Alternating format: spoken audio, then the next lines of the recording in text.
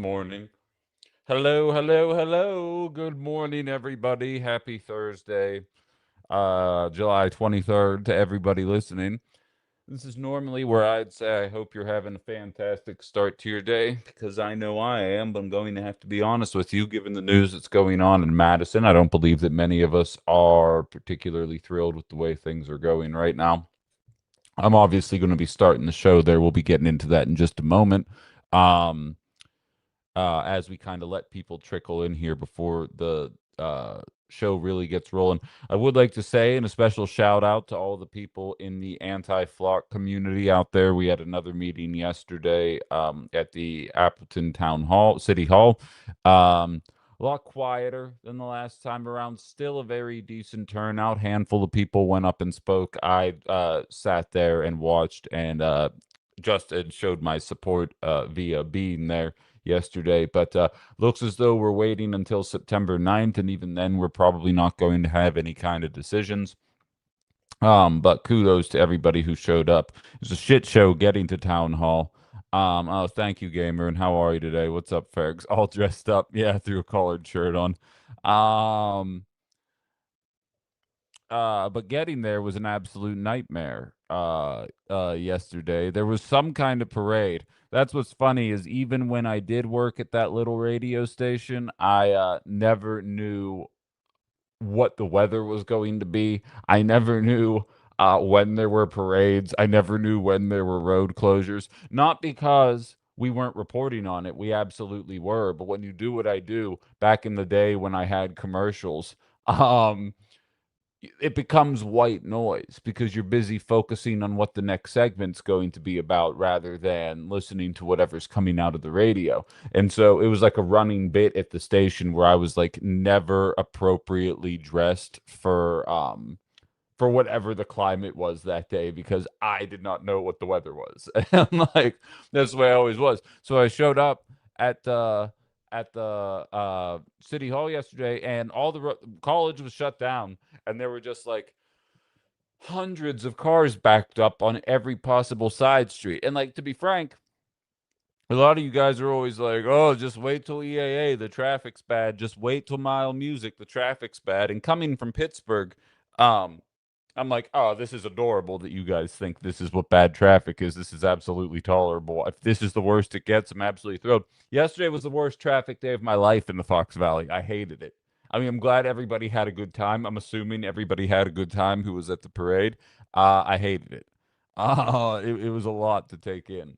So, but so there was traffic everywhere. I had to park a half a mile away because I was like, you know what, I'm going to be late, and I still was late, but I parked a half a mile away just so I could start walking because I didn't know how long it was going to take me to actually drive and find a parking spot close to where I needed to go.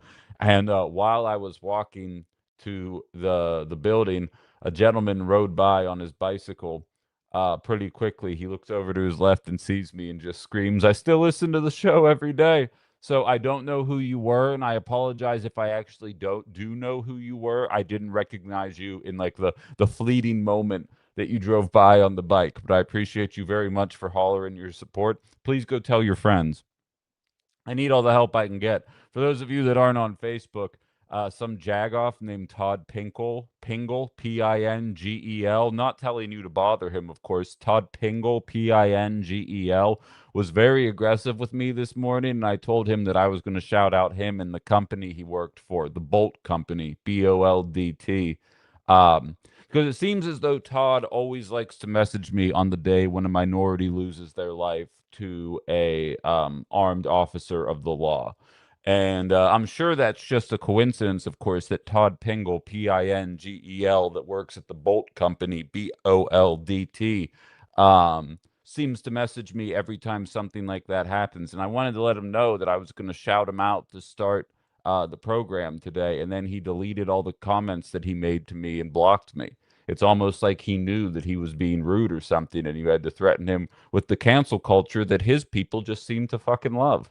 For him to all of a sudden get a little bit of respect. It's funny how that kind of stuff happens, isn't it?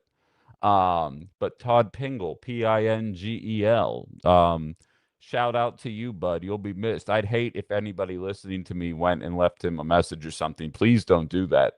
Don't leave a message to Todd Pingel, Pingel. That would be terrible. But so anyway, at the Bolt Company, Boldt, that employs him apparently. Uh, you don't want to piss me off, Todd. Hope you're watching. Waka waka, MAGA. Good morning to everybody joining the chat. It was the children's parade last night. Collared shirt and no pants. Actually, we'll do this real quick. Excuse me as I slide the table back. These are normally Ben After Dark pants, but I was out kind of late last night with all of my anti-flock uh friends, and so I am currently in my Thailand pants, which, is a fashion statement. I know that. But they're incredibly cool, both in terms of temperature as well as how they look.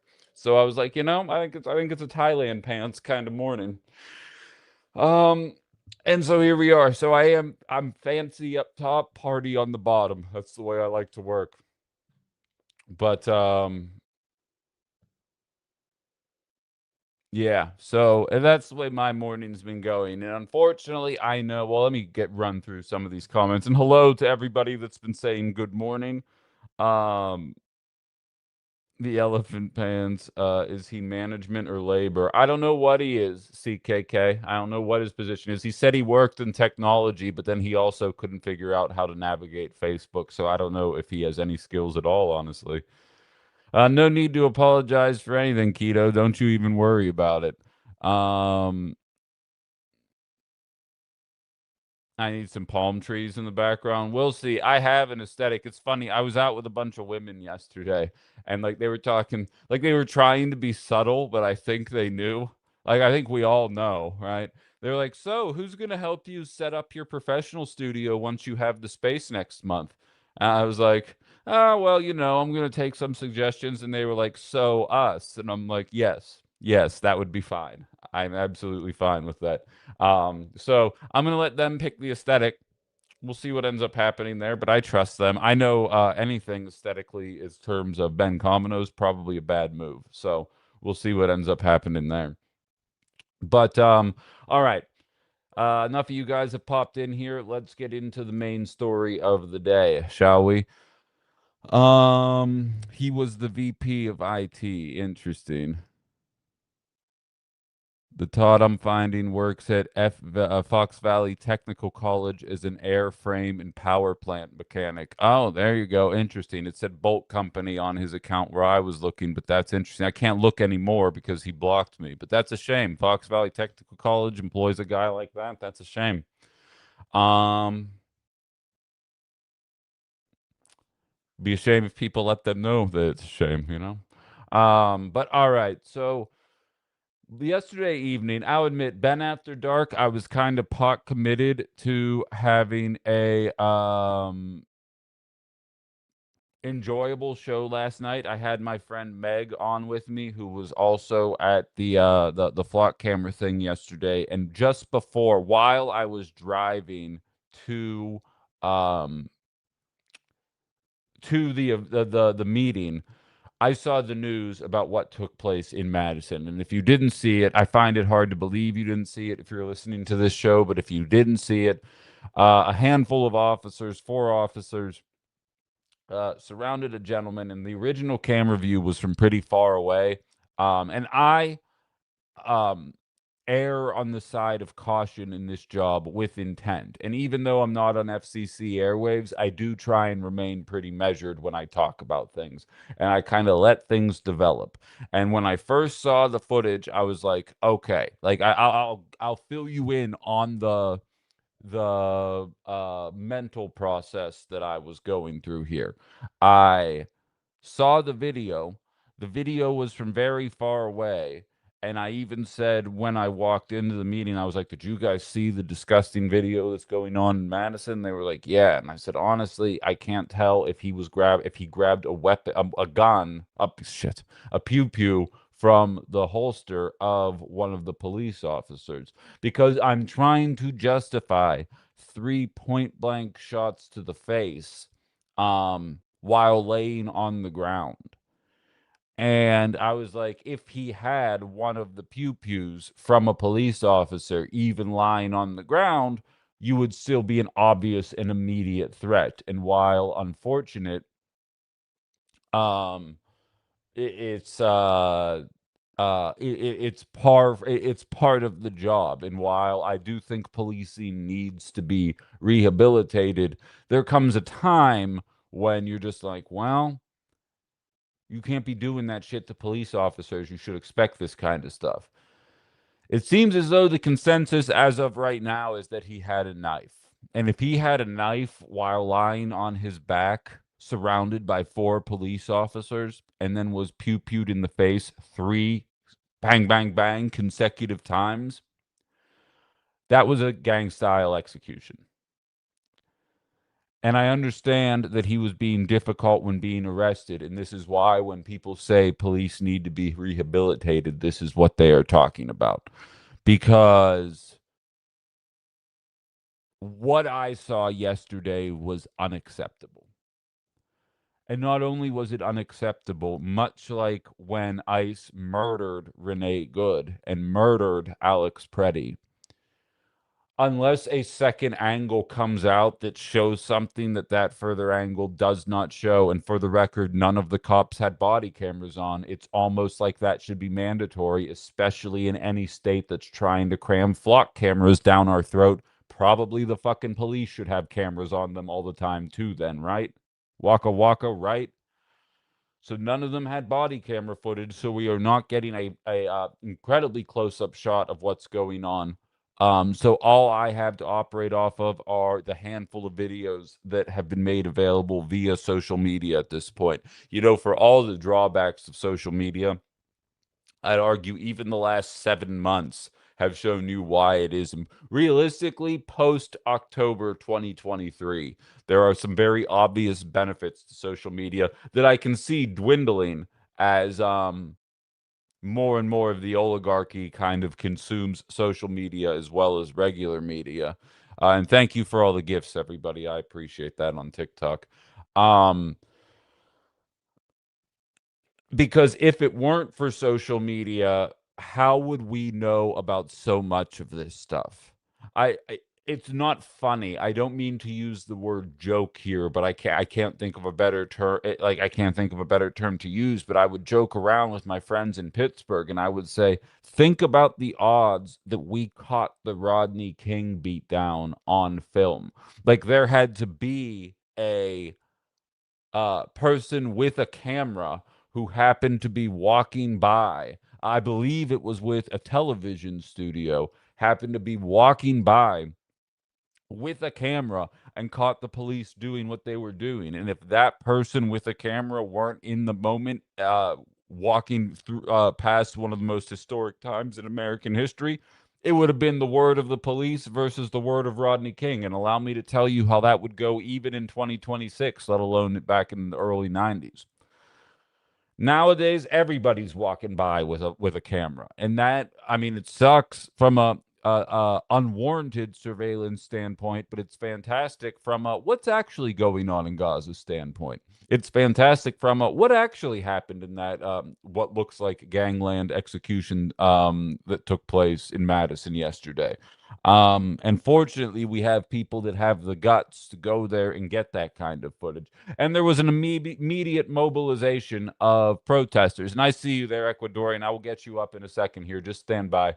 But there was an immediate mobilization of protesters. And I watched right-wingers get upset.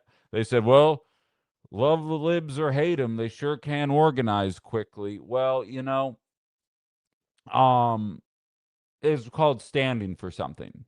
It's called knowing what's right and what's wrong, and when what's wrong happens, even if it doesn't directly impact you, you do the right thing. You say the right thing.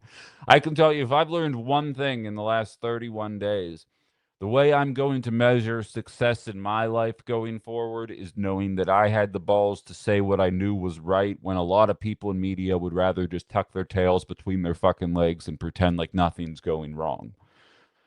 I know what I was looking at yesterday based on the only footage that I have. Again, I will happily do a mea culpa episode of this show. I will immediately post to any of my socials the second a different version of what happened is shown to us in a way that makes sense for somebody to get pew-pewed 3 times in the face from point blank range while laying on the ground with what seems to be a close range weapon at worst.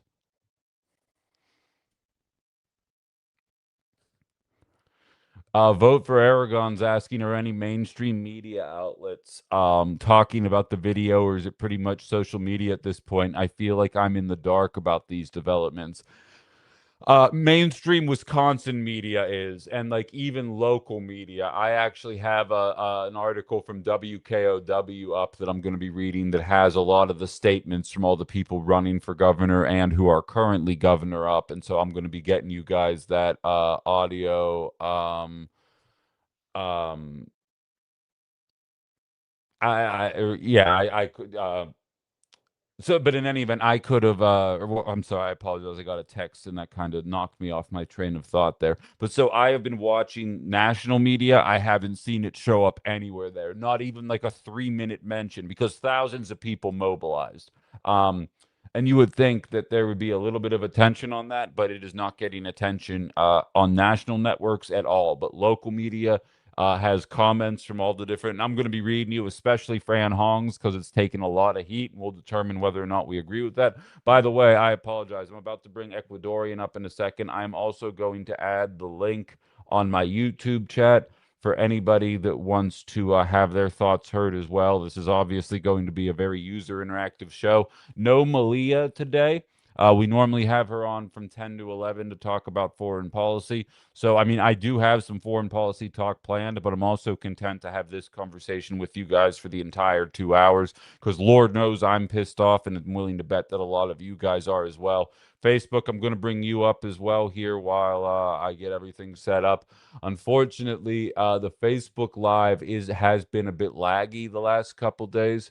Andy's asking. I screenshotted a couple of the comments from that Jag before they were removed. I got that covered. I have a friend working on it as well. And by the way, he does work with Bolt, not the Fox Valley Tech. That's Todd Pingle, Pingel. For anybody that wants to go and say, well, I would hate for any of you to go and say hello to him. I should say to Todd Pingle, Pingel. All right, Ecuadorian, what's on your mind here today? Good morning, Ben, and good morning, chat. So, I just wanted to address the point that Ben made when it comes to the police. As a person of color myself, how many times have we seen what's gone on with police and unaliving people? And it's not just the police, it's ICE. Now, I want to ask you guys a question. You all remember Bloody Sunday, correct? Sure. Look what ICE and the police are doing, okay? And I'm not here to say, they're all evil, whatever. I'm here to say, look what is happening, okay? It seems to me, they are simply trying to recreate Bloody Sunday, okay? And we have seen this repeated through history, time and again, Emmett Till, George Floyd, and others. And ICE seems to just be doing it continuously. At some point, when do the people finally get back up to marching out there and saying enough is enough? I know we are all scared. Okay, I completely agree.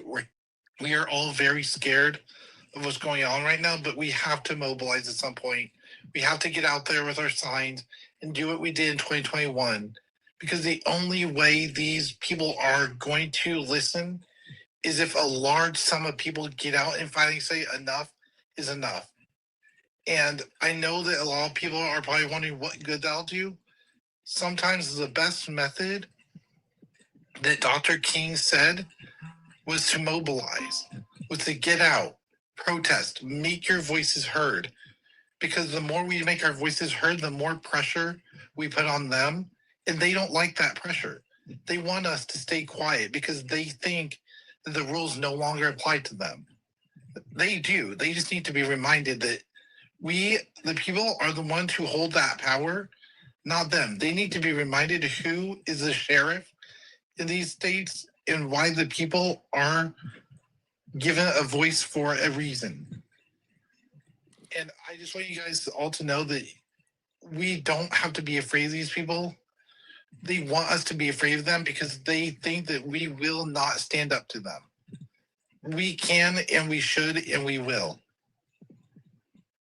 I appreciate the sentiment there, Ecuadorian, and I'm 100% there with you. I couldn't agree more with the way you're kind of laying things out there, and I often say it's the nature in which these kind of accidents happen. I'm gonna have to boot you just because we have a lot of people waiting to get on here, but I appreciate your sentiment here very much.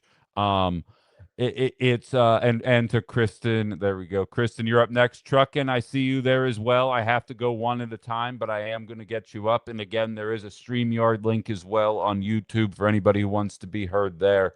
It hurts extra hard because gun violence in this country happens every day, but it's when it's from the people that are supposed to be doing the protecting that people need to be that people get extra angry about what took place. And based on the video evidence we have from yesterday, it's disgusting what we saw happen. What's on your mind, Kristen? You there, Kristen? You got me?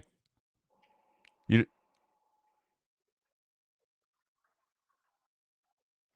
all right. Truckin', what's on your mind?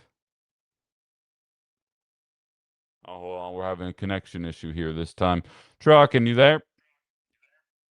Yes, I am. All right, great. What's on your mind? I just want to bring. I am really surprised you only have 1,000 followers. Don't worry about it. We're And I'm growing. well, no, I'm not trying to say that to make you feel self-conscious or anything like, no insulting at all. But the reason I say that is because you produce quality content, Thank you. and I see so much crap content on here, and with people with tens of thousands of followers, and they're just producing garbage. And I don't know, the wheels of my brain kind of work when I see something like that. And I'm like, I wonder if Ben is being marginalized here. Like, because I feel like sometimes people's voices are amplified and sometimes people are marginalized. And when you have somebody that's going out there fighting for what's right, I mean, it seems like, and ruffling feathers, there's some people that kind of try to push that down. I mean, you know what I mean? Absolutely. You feel me? Yeah, absolutely. I feel the same way about myself. I feel like I produce quality content, but I don't have nearly as many followers as I mean. I have okay, but I mean, There's I think it's not right. I think some of the voices that we're amplifying we need to snatch the fucking mic out of their hand and like shut the fuck up. Like if you want to if you want to street preach or whatever, take your microphone away from you. Fine. Just, say whatever you want to say. But I mean, I'm not taking away your freedom of speech, but some people are behind a microphone that don't need to be behind a fucking microphone. And other people need to be amplified more. And because they got a good message and it's good for society, and we need to hear from those people more. I think you're one of those people, Ben. That's why I'm saying that, to compliment you. And I don't know if you guys, type one in the chat if you agree with me on that. I mean, I think Ben produces really good quality content. And no, I appreciate that. I appreciate that, Truck. And I got people lining up, so I'm gonna keep it rolling. But I absolutely love that. I appreciate it, and it's a running bit. My regular. Thank you. Oh shit. Sorry, dude. Sorry, dude. I didn't mean to do that. Rantony is coming on here in 1 second, but it's funny. The people on TikTok will tell you I have been shadow banned. They would let you know that, and that's real. That's the thing that happened on TikTok. YouTube's been cool so far, but I have a feeling it's only a matter of time before they get upset with me as well. Lord knows terrestrial radio doesn't like the voice of what I have to say to people here. Anthony, what's on your mind, man? And I'm gonna read these comments on YouTube in a second, I promise. What's up? By mistake, Ben. I'm sorry? Oh, up there by mistake. All good. Accidents happen. No worries. They put the like button right next to the join via TikTok button, and that leads to quite a few confusing moments, but that's all right. Couple of comments here on YouTube, and then I'm going to continue along with comments coming from governors here. By the way, Old Lib, aka Jeff, who has decided to come out of the shadows, has said NBC is currently covering the Madison shooting right now, also showing protests. CKK says spam Todd Pingle's boss's email. I mean, I would never advocate for that. That's what CKK said. Um, uh, bu- bu- bu- bu- really, Ben, what we need is our politicians to do their job. Which I get that. Wisco Girl says content suppression is real. The daily shit show of political violations of our rights, the graft, the complete disregard of our needs of the country, the Department of Defense asking for billions of more dollars for an unofficial war. He goes on and on. The average American doesn't want intellectual stimulation, they want a circus. Uh, uh, Samplas says, one for sure echo that Ben changed my way of thinking on politics. I appreciate everybody who's here for that. Collaboration with other creators, grow the channel. That'll happen. We're getting there. We're getting there. I need to be on socials more. It should be a testament to how much I struggle doing socials because I'm out like in the community doing things. I'm like, when do I have time for socials? But like I do have to be on social media more, even though I hate it. But so, okay, now then, let's get into the comments coming from Governor. And we're obviously starting with Hong because she's obviously going to deal with the defund the police claims more than any of the other ones. Chris is saying his internet sucks today. Are people struggling seeing the stream today, or is that on Chris? Let me know if you guys are struggling hearing me or not. I have, we'll get there. Wait, what's happening? I apologize. I hung up on Trocken while he was saying so many nice things, but like I saw a whole bunch of people line up to want to talk, and I just have ADD. Okay, it's on, Chris. All right, good. Okay. All right, all good. No worries, Chris. But I appreciate I like seriously, when your guys' stream is bad, please let me know because everything always looks like it's working on my end. So I'll have no way of knowing unless you guys tell me. So I appreciate that. But so um, Francesco Hong is going to have to deal with the defund the police claims, right? Or the abolish the police claims. That's going to be hanging around her neck more so than anybody else. So I want to start there and then we'll work backwards from there. Cassandra's asking if we saw the pop-up protest. They took over concerts on the square and demanded people stand in support. This led to the standers talking to and educating those still sitting. It was kind of great. I did see that and I loved it. And like again, like one of my best friends is a state trooper. You know what I mean? And like that's always good that I have friends in the armed forces. I have friends in the police. I have friends that are MAGA. You know what I mean? And like even though I have my own opinions on the matter, it always provides a human element to any conversation that I'm having because I'm picturing the conversation and I'm picturing that person that I personally know in the position that I am talking about. And so please understand that while I do believe that police are going to need a complete rehabilitation, we need a completely new attitude on how we look at the concept of policing. Because by and large, most of the accidents that are happening are not brought about in moments where it needed to escalate to that point. And the reason it escalates to that point is because people know what's waiting for them on the other side of that point, and then things gradually get worse from there. I think we need to examine the entire way the system looks. And I don't think that's a bold or declarative statement. I think the way you see things transpire, and given how many people are in this country, I'm surprised it doesn't happen more often with the way that our systems are set up, if we're being honest. But so Hong's comments were as follows. This afternoon, Madison police shot and killed a black man just a few blocks from our campaign office and just a few blocks from where Madison police murdered Tony Robinson in 2015. I am horrified and devastated. My heart goes out to his loved ones and everyone who witnessed this tragic event. Our entire community is grieving. The bystander video is heartbreaking. It shows multiple officers surrounding and restraining the man on the ground while another officer fired at least 3 shots at close range. This was an execution, and it never should have happened. Yet another black family has lost a son to police violence. How many more must suffer before we stop it? His life mattered. He deserves justice. We are holding his family in our hearts as they reckon with the sudden and violent loss of their child. They deserve privacy, compassion, and the full support of our community as they grieve. Members of the community are gathering tonight at the Social Justice Center on Willie Street. I will join them in solidarity. Freedom Inc. is on the scene supporting community members and will continue sharing updates. We know that witnessing this violence or seeing the video circulating online is deeply traumatic. Our campaign is connected with local mental health resources. Please reach out to us directly and we will help put you in touch. Now, of course, what people are clinging to in that comment is the statement surrounding it being an execution. I intentionally put the word execution in the title of my or in the thumbnail of the episode, or I had my friend do it. I don't know how to make them. My friend Allie do it, and I also will have it in the title of this episode as well, because unless more photographic evidence is available to show exactly why that level of violence was necessary,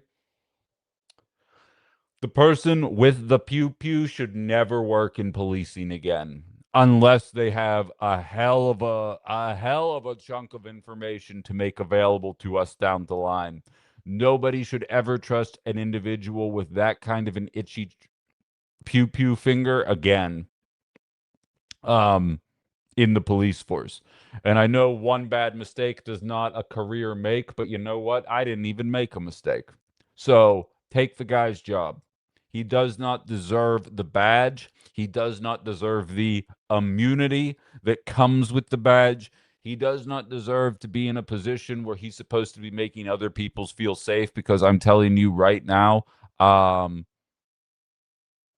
that guy does not make me feel safe. People like that with qualified immunity, with pew pews, with badges don't make me feel safe. It actually has the opposite effect. It's the same thing that happens with ICE. It's the same thing that happens with flock cameras. We got another person who has some thoughts here. Hello, you're on Outside the Box. Elf, that's you. What's up? I just wanted to come on and can you hear me? Yep, what's up? Perfect. I just wanted to come on and quickly mention that the way we get around this is when police departments are sued during incidents like this, right? Because the family will most likely take the department to court for, wrongful unaliving.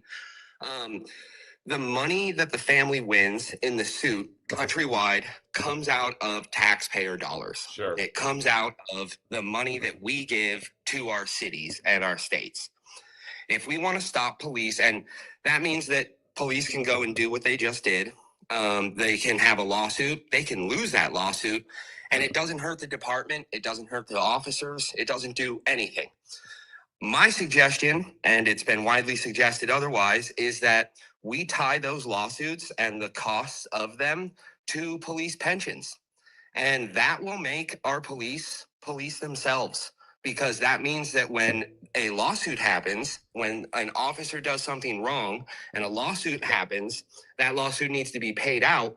That money comes directly out of the police pension fund, which would harm the officers. And that would make them, in their own individual departments, police one another, because they do not want to see their own pensions dwindle because of other officers' bad decisions. And so that can be the solution to this, because right now they do what they do, and then we still pay for it. Even if the department is sued, we end up paying for it through our tax dollars. So tie these incidents and tie the cost of lawsuits for these incidents to police pensions, and you will see a drastic change in the way that police actually govern and police themselves. I absolutely love the idea, and I can tell from the comments that are trickling in through the TikTok chat right now that a lot of people kind of agree with the sentiment. And I think there's a lot of validity to it. And I appreciate the call, Alf. I'm going to drop you there, but I appreciate you coming on as always. You've got great insight, so thank you very much. You take it easy. But he's exactly right. And I'm coming from a shitty little radio station that was self-employed. And when machinery broke, when there was an extra unexpected cost as a result of a mistake that somebody else made, it came out of the building, and like depending on the kind of revenues that were generated, it determined whether or not we got a bonus or not at the end of the year. And that bonus is determined by, did we break anything? Did we crash a vehicle? All those things. So everybody really was careful and made sure to do the right things. And what Elf there, who lives out in California, is highlighting kind of goes along the same vein there. And I absolutely love the idea. And I think there will still be mistakes, but it would make people definitely think twice before making these kind of decisions. It's funny. I was thinking the same thing about all of these lawsuits both going at the Trump administration as one as coming out of the Trump administration. And I was like, so we're paying for all of these. So what's the point of any of this? Like, who gives a shit?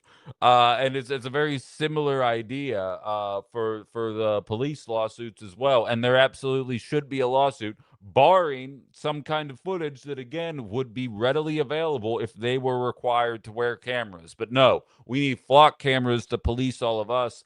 Police officers hate the idea of accountability. You don't fucking say. Paul says one bad apple doesn't spoil the bunch. I'd agree.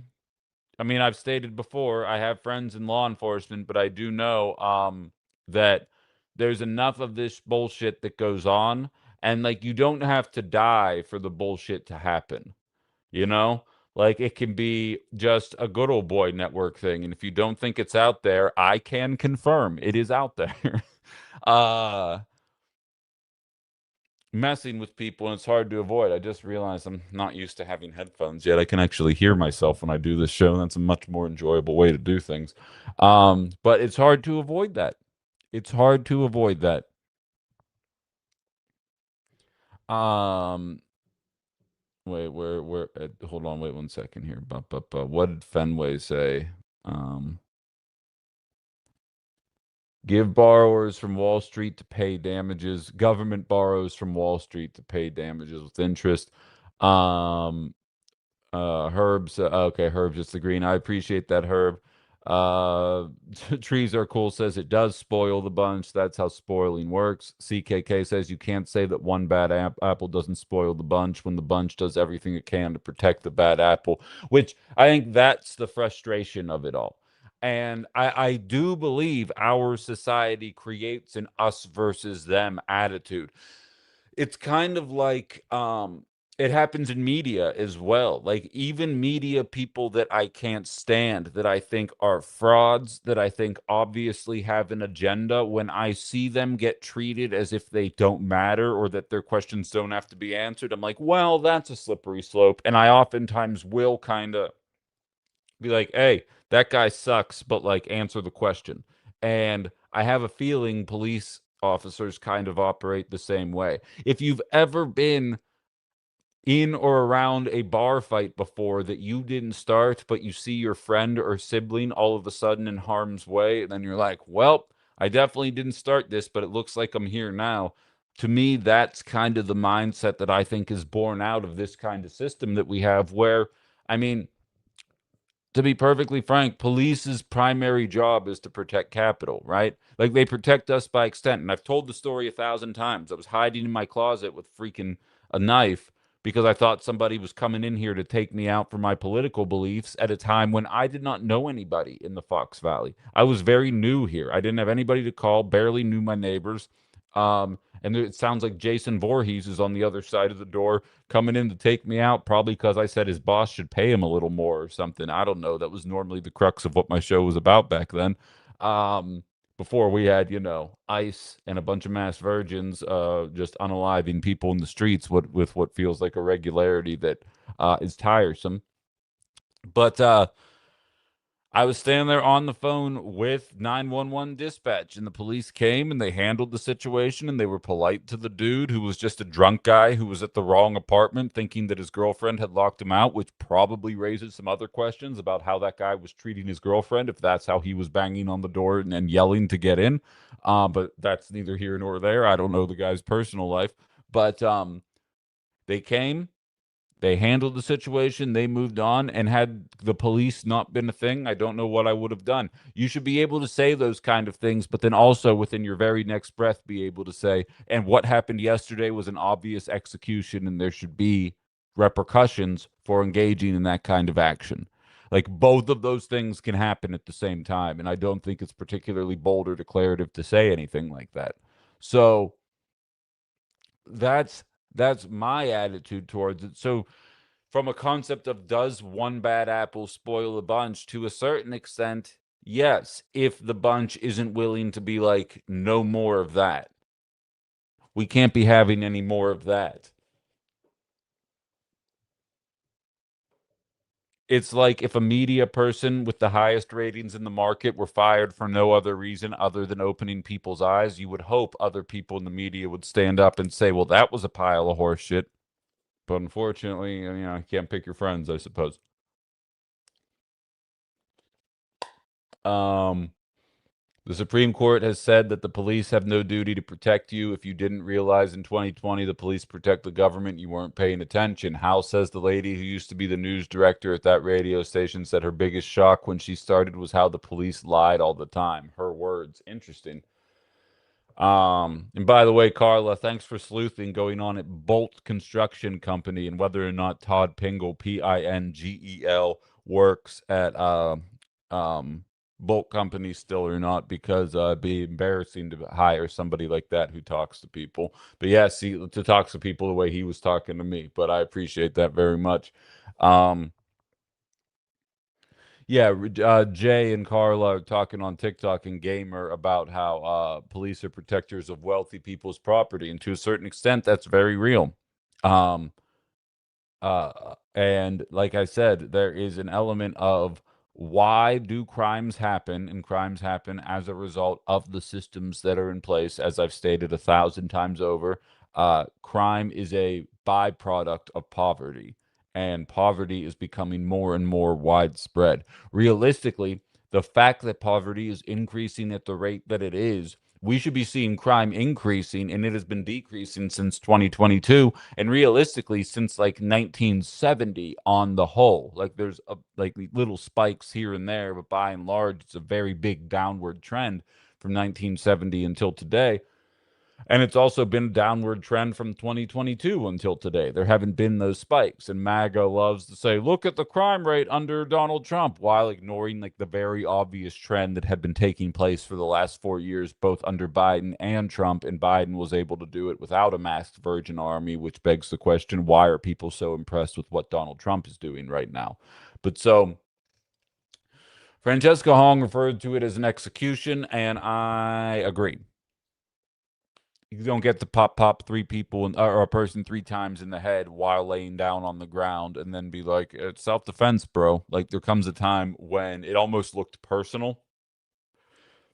Far be it for me to ascribe a person's, I'm not a, well, I guess I am a psych major in college. Does that technically make me a psychologist? I don't know, but I'm going to go with no. I'm not a psychologist, but um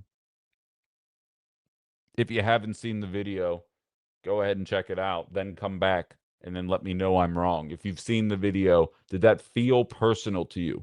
Did it feel like this person has been involved with the police before? Because to do something like that as carefree as they did, it says to me that something else was there. Because Jay's saying it did feel personal. Kristen says the stabbed officer didn't even get medical attention. Interesting. Interesting. What was the original concern? I guess I probably should have had that ready to go, but I don't. But I do have the quotes, so I'm going to pop a couple of these off here. From Dane County Executive Melissa Agard.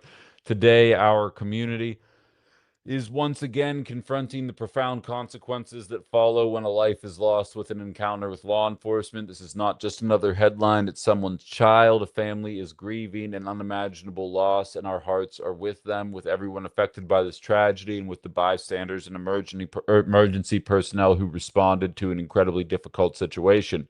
Every officer involved death shakes public trust and leaves our community searching for answers. That is why it is critical this investigation is conducted independently, thoroughly, and with complete transparency. The public deserves a full accounting of what occurred, and everyone involved deserves a process guided by facts, evidence, and accountability. We cannot become numb to the tragedies or accept them as inevitable. Every life lost leaves behind parents, siblings, friends, and neighbors whose lives are changed forever. Every loss of life demands reflection, accountability, and a renewed commitment to preventing violence in all forms. Obviously, backing off of the actual police there and going with the emotion of it all, which is a fair assessment of things. Ecuador or Quito says the police were not made for what they were made for today. Remember what history showed us they were supposed to be for. Absolutely, absolutely, but it doesn't mean we can't evolve. It does mean I understand why a police force would be necessary. But I also understand that treating them like they are above the law or can't possibly be questioned for their actions, which is a uniquely right-wing coded thing. I think that shit's got to stop. I think it's only a matter of time before this continues to go awry.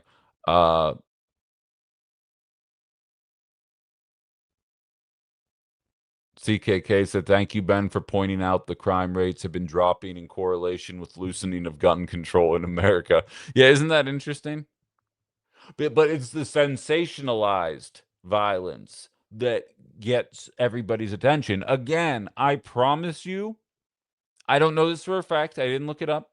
I promise you somebody else was shot yesterday in Madison, and none of us know that it happened. And like, I don't want to trivialize it by comparing it to a comic book movie, but I'm going to. As the Joker said, when a gangbanger gets shot or a bus full of soldiers explodes, nobody panics because it's all according to plan. Gangbangers do violence. When you join the armed forces, you should expect violence. But when a mayor is targeted, when Luigi happens, when what we saw last night happened, that's when everybody's like, I can't believe this is happening, because it runs so counter to the way that systems, society, and life are supposed to trend. And it feels, and I don't want to say it feels much bigger than it is, but it feels much more pervasive than it is, because it's so far out of the norm. Again, I'm from the city. I don't want to act like Pittsburgh is Harlem, but when I actually lived in the city, I would hear gunshots regularly. Like, and you're just like, you don't even flinch after a while. You're just like, and then you keep going about your business because you can tell, oh, that was like a couple blocks away. I hope everybody's okay. And then like you move on about your business. That shit's happening every day. It's happening every day. And we don't know. It's a throwaway story on WBAY News to start it off. A man was pew-pewed at 1:30 in the morning yesterday in the middle of this random place. Bystanders say blah blah blah blah blah blah blah, and then we move on, like, and then we don't even think about it again. These kind of stories persist. They linger in the news ether, because it feels so against what the plan is. It feels like it's something that should not be happening in a civilized society. And it's interesting. I was at the flock camera meeting, and while we were all there, I said, "Isn't it interesting that police have almost taken a back seat to ICE lately?" Um, because ICE is behaving in such an abysmal way that you really haven't heard anybody complaining about the police. And realistically, a lot of people count on the police as a buffer between them and ICE, which is ironic. But more importantly, that's what police could be. Like that. Could you imagine if that's what police were? What the attitude would be towards police? But no, we have the situation that we have here that feels gross to watch. And like, I struggle watching violence. I never fought a war, you know? Like, I don't like that. I remember when the Charlie Kirk thing was all over the internet. Probably didn't need to see that. Obviously, the death and destruction in Gaza was all over my feed for months before the oligarchy took it over and made it seem like nothing was happening anymore. Um, it's gross. This video is gross. It's not hard to stomach from a sheer graphic standpoint, but it's hard to stomach from the violence, the cavalier nature in which 3 bullets are just put into a person. And you're just like, oh my God. And again, clearly it seems like the man had some issues, but you also had 4 police officers there form a fucking 30-foot perimeter and slowly talk the guy down. Like, what are we talking about here? Like, this isn't difficult to figure out. I realize it's not convenient. Counterpoint, get a different fucking job. Like, if you don't want to do things that way, like, form a perimeter and just handle it. Slowly talk the guy down. He's gonna punch himself out eventually.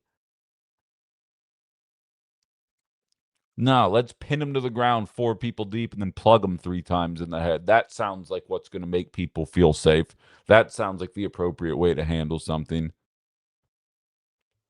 Jay says literally try anything but ending his life. Yeah, I'm just listing one thing. There's probably 15 valid solutions to handle what's going on. Because again, when we're kids, we have an idea about what it means to become a police officer. And some of the people that think that way when they're kids grow up to go and do it. And the older I get, one of my common turns of phrase is like supervillains aren't real. The Joker's not real in real life. There's very few people that just get off doing crime. You know what I mean? Like, that's not a thing that exists in society. But when you're young, you're like, I want to catch the bad guys. Then you get older and you're supposed to realize the bad guys are people that got a bad break in life, whether it be genetically, socially, whatever the situation is.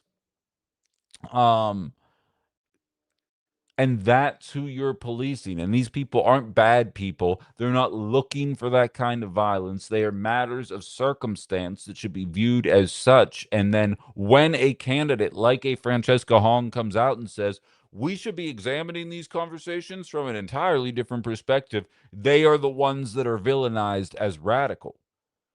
When I'm here to say things need to change, we don't have supervillains in real life. I do not know that individual's life. I don't know if he was a recurring problem for the police department or not. What I do know is he was clearly unwell with a weapon that does not do damage if you are outside of a 3-foot radius of the individual. You have tasers. You have non-lethal weapons. There were 4 of you there. At one point, you were all holding him to the ground. Maybe, oh, I don't know, back up and handle things in a non-lethal way. How is that not step one?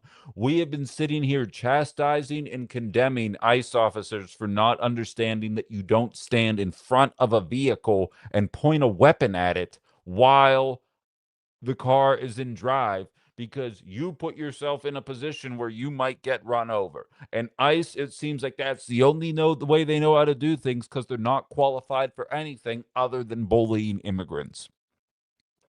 How is it not common police procedure for 4 police officers when on a call? I understand you can't always be 4 people deep. I understand that there are resource limitations. We are dealing with specifically what happened yesterday. 4 people deep. And one guy had to pull out a pew pew and put 3 in somebody's head because they were too immature to figure out a way to do this in a non-lethal way. I don't think so. It does not track. That person's not qualified to be a police officer. Do I have any police training? I do not. I'm using basic common sense and a capacity to understand that executing individuals in the middle of the street is not the appropriate way to do things. Phil says he was checking parked cars on the street. Oh, great. So robbery. Suspected of stealing a bike. Capital offense.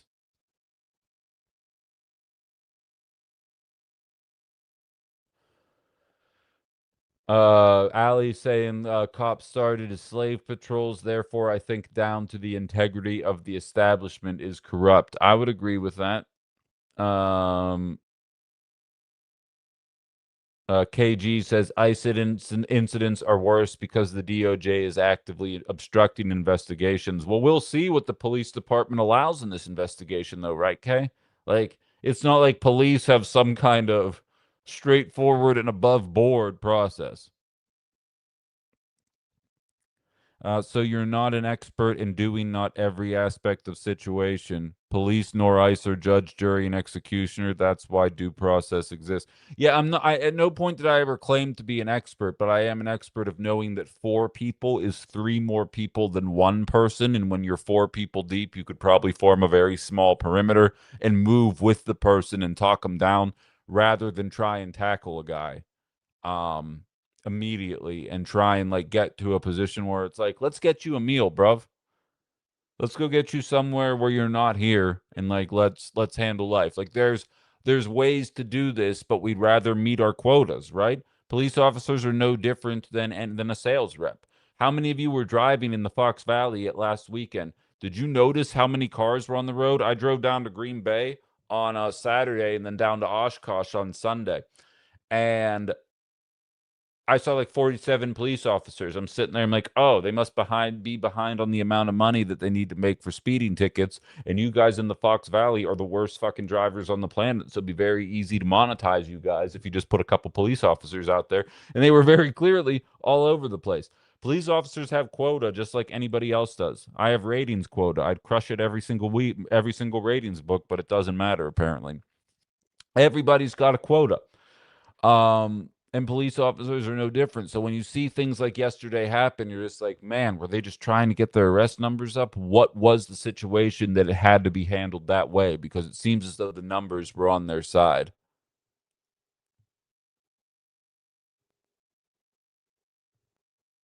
Not rocket science here.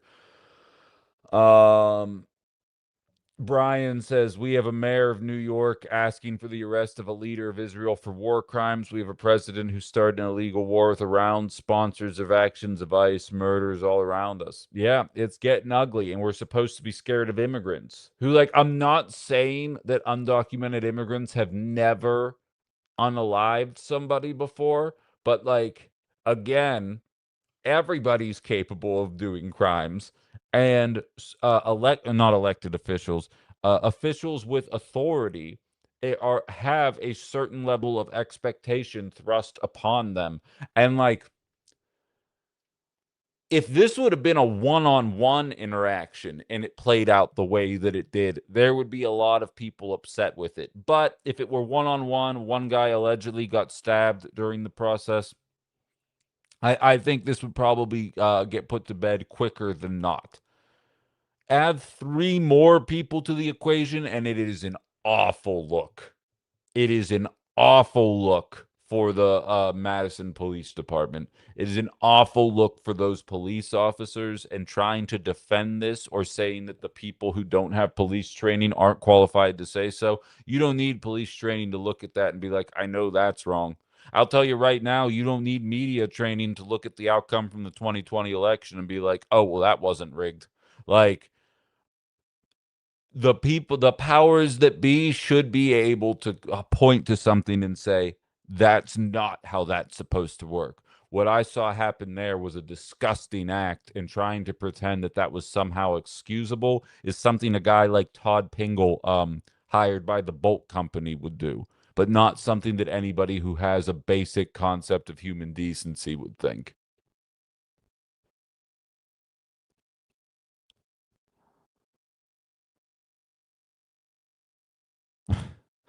um Jaro says, seems like central health specialists would be smart to include in police departments. I would agree. That's why there's a mental health expert running for sheriff in Winnebago County. Everyone's like, what does a mental health expert have to do with sheriffing? I'd argue more than not, especially when you see this kind of shit happen. How can we fight the small battles when we can't stop the large? I mean, that's how you stop the large, is with the small. The smalls add up. Adam, what's up, man? It's a downer show today. We're talking about what took place in Madison. Jim says, "Sorry, Ben, you're wrong about supervillains. Most of them are CEOs. Some are good at criming. They are billionaires. You're not wrong. They allow people to pass away in ways that is sanctioned by our law enforcement, as opposed to the bad ways."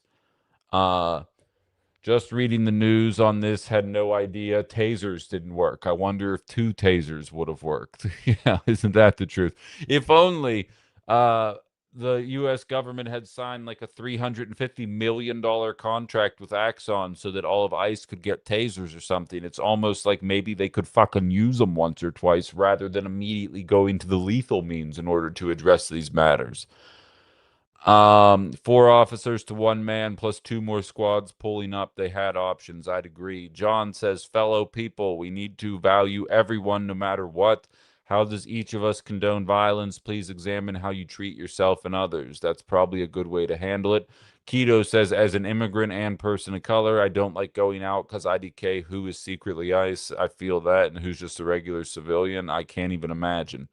All publicized police enforcement campaigns are grant funded. Local communities don't have the money to pay for all of that OT. I feel that too.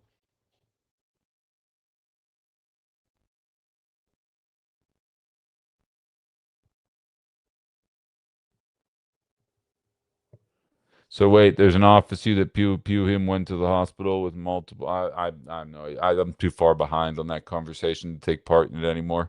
I'll let me know. You guys handle Mr. Z's cards.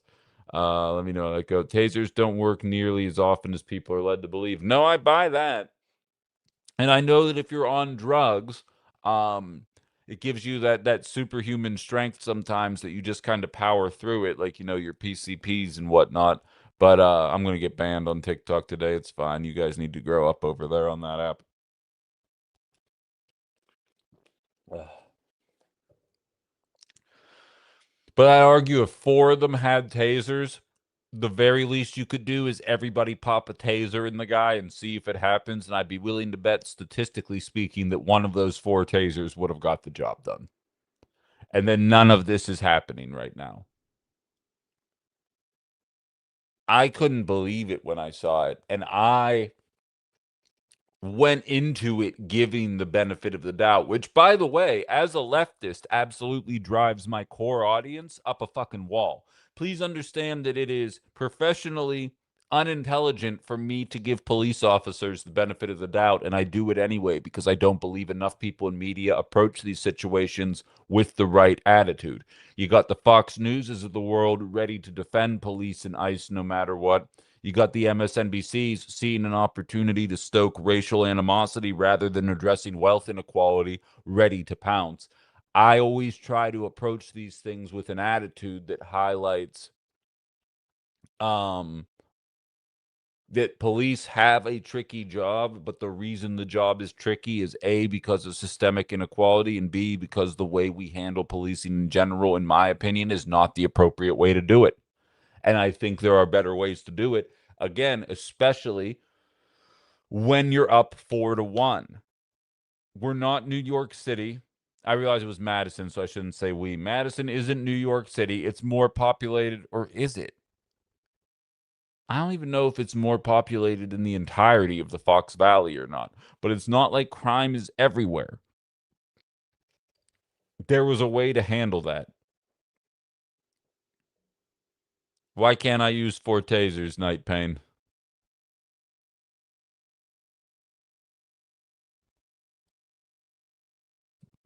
I feel like 4 tasers would be better than 3 bullets. Bold statement, I know. I'm going to repost the link in the YouTube chat for anybody, or Tube of You chat for anybody that wants to chime in on the conversation here. I will also take any comments on the TikTok as well. Governor Evers said, I have been briefed on the officer involved shooting that occurred in Madison today and continue to receive updates as more information is released. There must be transparency and accountability if any investigation is going to move forward. David Crowley says, Okay, you're just being a troll. What would 3 bullets do to his heart condition, Night Pain? Waka waka, MAGA. You didn't get up early enough to fuck with me. Um, David Crowley says, I am horrified by the reports coming out of Madison about a man who was shot and killed in the street by police officers. While details are still emerging and a full accounting of what happened is still needed, these reports are painfully reminiscent of the tragedies we witnessed in Kenosha, Minneapolis, and far too many communities across the country. Each incident reopens deep wounds, raises difficult questions, and reminds us the urgent work that remains to build trust, transparency, and accountability in our systems.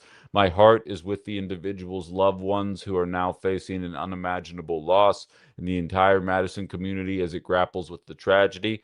As the investigation moves forward, it is critical that it be thorough, transparent, and independent whenever appropriate. We must allow the facts to continue to come to light while reaffirming our shared commitment to justice, accountability, and the dignity of every human life.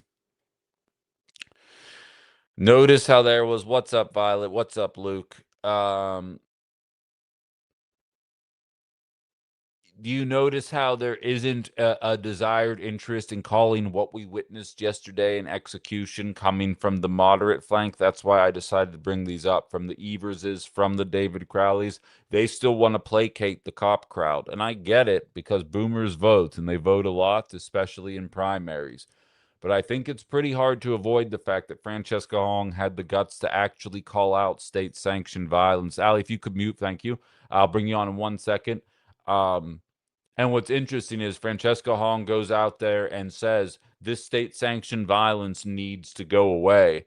And right-wing media played the clip of her yelling that into a megaphone, and they said she's basically being a Maoist right now. And I said, just say you don't know who Mao is, because otherwise people are going to think you're stupid. Because the idea that condemning state-sanctioned violence makes you a Maoist means they were just being racist towards Asian people. Waka waka, MAGA. I'm going to bring Allie on, who has thoughts coming from Pennsylvania here. What's on your mind, Allie? Yeah, one, I just wanted to correct what some of the people were saying about him getting health care after. That was way after the incident had occurred. In order for cops, it's pretty much anywhere, but it is in Madison. In order for them to be taken off duty and all of that and get paid, they have to go and get treatment. They have to be seen for whatever it is. So that was not because he was injured. That was so he could be on leave with payment. That's it. And then back to the taser thing that you were saying. You are 110% correct when it comes to why didn't they just use another taser? Like, they tell you not, like, one person not to continuously taser because it can be dangerous, but it sort of follows along like excessive force laws, to where, like, if it did not work the first time, have someone else taser them. And the only way for a taser to work effectively, like when you're a cop and you know that these people could be on certain substances, etc., you have to point and aim at the right part or it's going to be ineffective. Which is what I'm assuming happened here, considering that they had to straight up execute the guy. But you are supposed to, at least from my training, because as CSI, you have to go through the police training, because I will eventually be in crime scenes and I will be in danger. And I have to carry weapons and everything like that. And you are taught to de-escalate as far as possible. If there are 4 tasers and all 4 tasers aren't used, why was something else pulled, is really the way it is. Even though you aren't law enforcement, you aren't in the system or anything like that, you are correct. Hey, yeah, I always love hearing that, and I appreciate the sentiment very much there. I think you're spot on, and you're coming with facts, and I think those are the kind of facts we need right now. I'm gonna let you go. Before I do, any thoughts on Todd Pingle? Oh, Todd Pingle. If you're hearing this, Todd Pingle, I miss you already. We were having fun. If anyone's interested in Todd Pingle, I have some edits that I made for Todd Pingle. So just Great, Todd Pingle of the Bolt Company. Thank you very much, Allie. We'll talk to you soon. You take it easy. Yeah, bye. All right. I'm never gonna get a Bolt Company sponsorship. Thanks a lot, Todd. Uh Kristen says the news media helps the police control the narrative, 1000%. Either way, let's say the officer were stabbed We don't know if it was before or after they had him on the ground. Absolutely. Canary says it was an execution. I've read stabbed / slashed. I hope we get Fran for her words for Sunday. Violet says Chairman Meow. Thank you for being here, Violet. Yeah, and they don't wear body cams at in Madison, which actually kind of blows my mind that Madison police, of all the police, if you would have said to me who's the most likely police department um to have body cams and be doing the right things, I probably would have told you that Madison Police Department is probably the most woke police department in America, and it turns out that that is not a thing. It is absolutely unacceptable, Canary. It's more unacceptable as we are watching this push to put cameras all over society.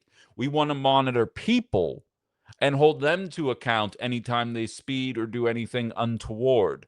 But police officers are allowed to operate with impunity. I actually met a guy when I was at a wedding back in October in Colorado. He said, "Yeah, I was a police officer for 10 years, but then I stopped doing it." Like, you always wonder, you're like, "Oh, what happened?" He's like roughly my age. He was like, I just things were changing, and he's like, it was just a different attitude. It was basically the idea that he was held more to account um as an officer than he had been. And it was embarrassing that he would vocalize it that way. Michelle, OG Michelle says on Facebook, I believe the smalls do add up. It's why I have been speaking up against truancy ordinance, which is coming back for a revote in Appleton. It brings law enforcement into a situation that is much better handled in other ways. Data also shows that ordinances being law disproportionately impact Black, brown, and socioeconomically challenged students. 1,000%. Um, 1,000%. I haven't seen any videos, but from the conversation, I can vision a scenario where deadly force could have been justified. I think you have to see the video, CKK. I'll be honest with you. Um, Vertical shorts will grow channel. I feel that global solidarity. I gotta get more consistent with those. I appreciate the input though. I'm working on it. I got a late start this morning, but I gotta be more consistent with it. I try to get one every morning. I feel like I gotta get that number to like 4 every day. Um, It's a lot. It's a lot. CKK says also David Crowley's new Twitter scandal going to get buried. You talking about how he used to have an account where he was saying really shitty things about the LGBTQ community and women, and then he said that other people controlled the account and said that. I don't know that that scandal was ever really going to take off. I'll be honest, I still think the race is going to be between Mandela and Royce rather than Crowley. I don't know that he's whoops. I don't think he's going to really merit that. And for the record, there's also a scandal against Mandela Barnes surrounding his alleged impropriety around different women in politics that seems like it really hasn't garnered a lot of traction. I learned about it 2 weeks ago, and I was like, I'm gonna wait because something about this story seems suspicious. And genuinely, how many of you people have even seen the reporting on it? Like, I can't tell if it's real, if it was a hit job, because even though, as I've stated a billion times over, I'd like to see Fran come out of the primary, I'm not gonna spread questionable information in the name of trying to sow doubt in the people that hear my voice over the course of the next couple of weeks. Jay's saying she hasn't heard anything about that. Exactly. Look it up. A handful of actually women in politics have signed on to a letter saying it, but a lot of the women that signed on to the letter are running for fucking governor. And so I'm just like, well, I feel like this probably should be getting more attention if it were real. Like, I don't know. I struggle with it. Saw it on the news this morning. That's why. That's kind of ironic that you saw it today, of all days. For anyone interested, Lever News, David Sirota has a great interview with Francesca Hong.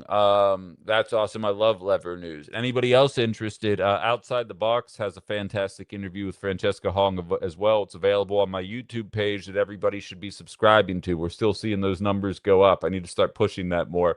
But yeah, anybody who's listening to me right now that hasn't subscribed, search my name on the search bar and then go subscribe to that channel, please. Do the same on TikTok, Facebook, Insta. You know the drill.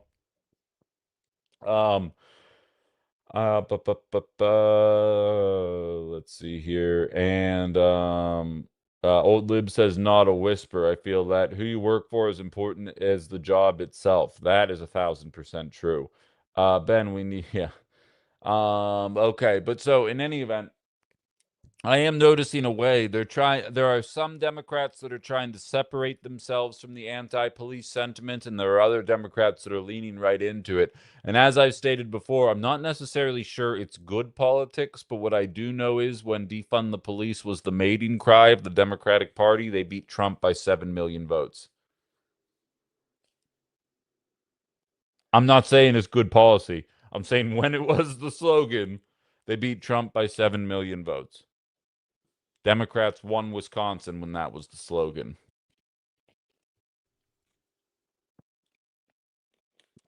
I don't make the outcomes. I just report on them.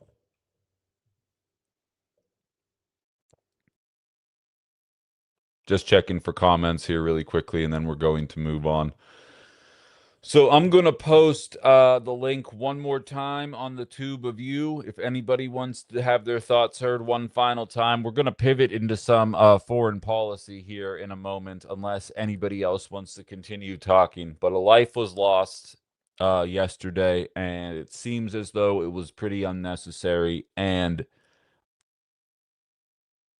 I'm glad we're getting older as a society in terms of internet usage, because I feel like there was a time a couple of people came in here trying to troll, trying to elicit a reaction. And I think it's important to react when some people are just looking for attention and when some people need to be put in their place.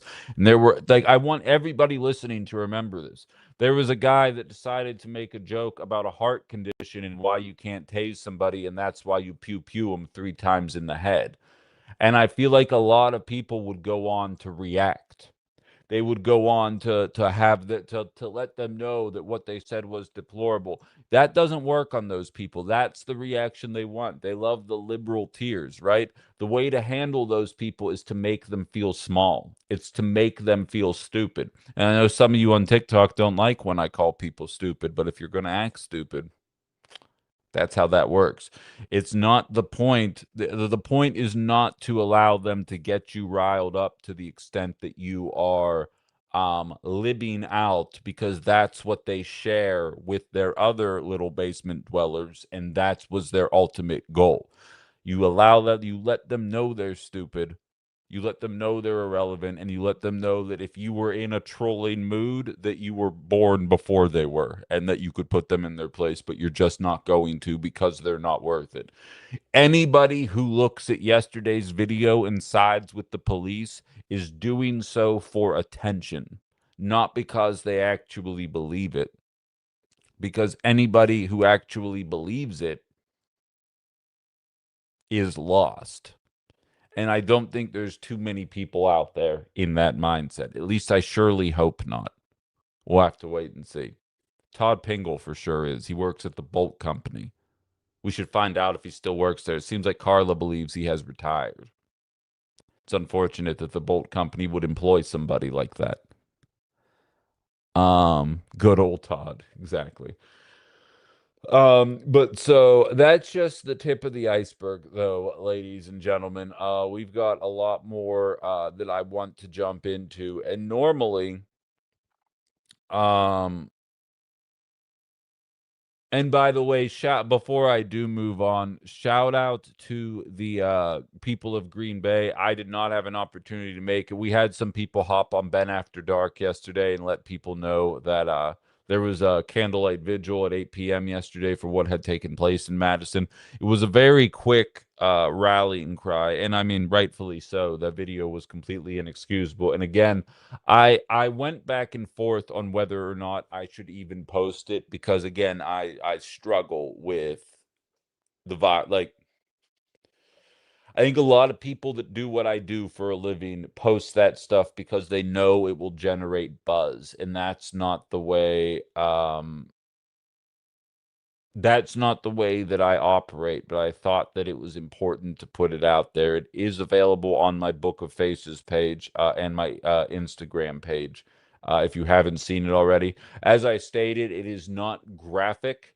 It is not anything like the Charlie Kirk video, but it is violent and inexcusable. Old Lib says, just watch the Madison video again. The female officer may have had a taser drawn. Of course the female did. That's why we need more women in positions like this. You know what happens when you get a bunch of dudes and no women? The Catholic Church. That's what happens. And the police force. Got to put more women in these kind of positions, because otherwise shit really gets weird really quick. So hire more women, and that's not me being woke. That's me saying that oftentimes they're like judged for not being able to handle their emotions. And I think if there's one thing we can see, it's that the dudes in the force also struggle with that. And I'll end with this. And I've used this comparison during other shootings before. If I had a stutter, I wouldn't speak publicly.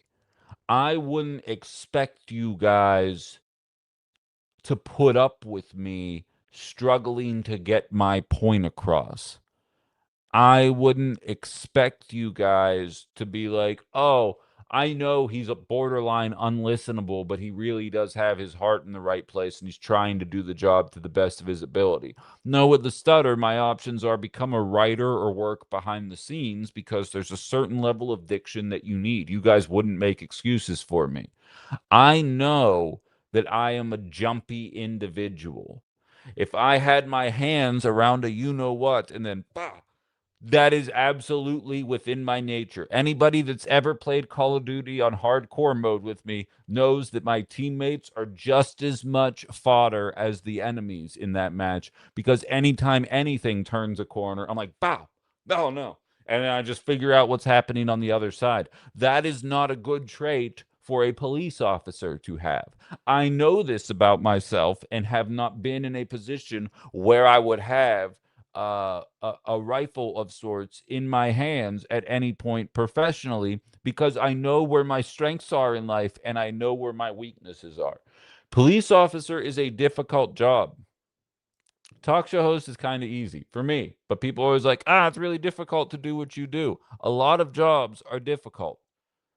You don't make excuses for people that clearly do not have the emotional capacity to be able to do them. If it turns out to be true, and I don't know if it is or isn't, if it turns out to be true, this officer were sliced or stabbed in some way, and as a result, unalives the person out of frustration once the threat has been handled, that person doesn't deserve to be a police officer. You do not have the emotional capacity to do the job. And that's not a bold declarative statement. It is looking at what is necessary to do the job and determining whether or not the people involved have the capacity to do it or not. And that person does not have the capacity to do it.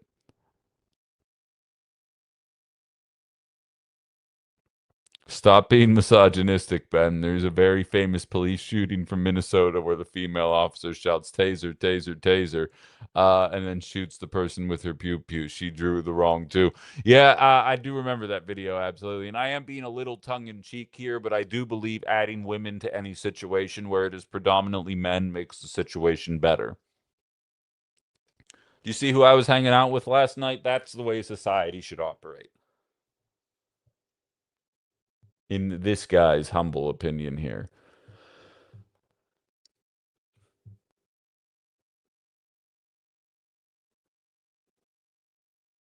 But so in any event, excuse me 1 second here. I want to see if I can, because I haven't been able to check my Substack comments, and I feel bad about that, because as you guys know, we are also streaming live on Substack, the Minocqua Brewing Company Substack as well. Every time. No, okay, I don't have it logged in there. Whatever. I apologize that I can't see your guys' comments right now, and I have it up on my screen, but I don't know how to actually find the video, and I don't want to accidentally end the stream. You know what I mean? Um, yeah, I don't know. So, I'm not going to click around though. I feel like I'm going to break something. But so I get your point though.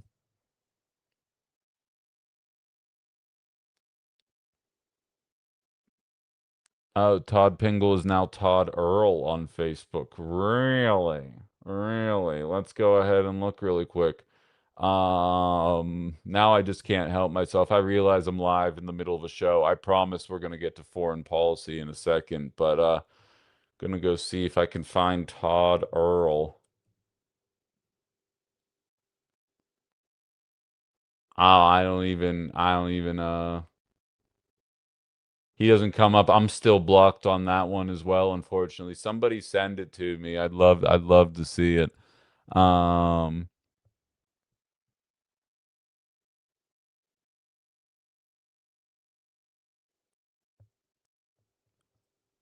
Yeah, so you guys message me on Discord. I don't want to waste the entire show making things personal with one dick on social media, but keep me posted on this. I want to make this guy's life a little rocky for the next couple hours. That would be nice. So stay on him. I believe in you guys. If it's Todd Earl, Todd Pingle, whatever the situation is, just go handle it. CKK's posting his address. I hope. Stop. All right, the wheels have come off. Unfortunately, Bolt is a union company, hoping Todd is management. We'll find out. We certainly will find out. All I know is you definitely shouldn't use Bolt for any business because seems like they hire a-holes.